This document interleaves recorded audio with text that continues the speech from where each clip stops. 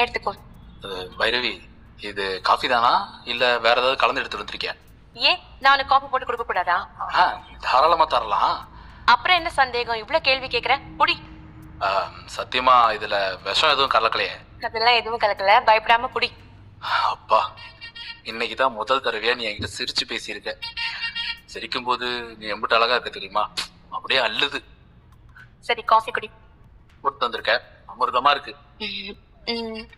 இல்ல இதெல்லாம் நெசந்தானா இல்ல கனவான்னு ஒரே குழப்பமா இருக்கு எனக்கு. நிஜம்தான்.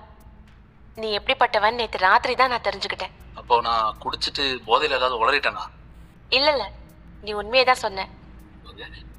நான் அப்படி என்ன உண்மையா சொன்னேன்?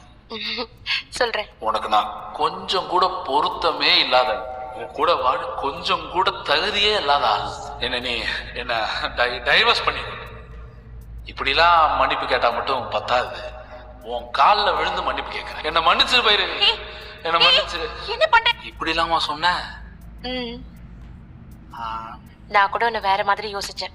ஆனா அன்னபூர்ணியத்தை சொன்ன மாதிரி நீ ரொம்ப நல்லவன்.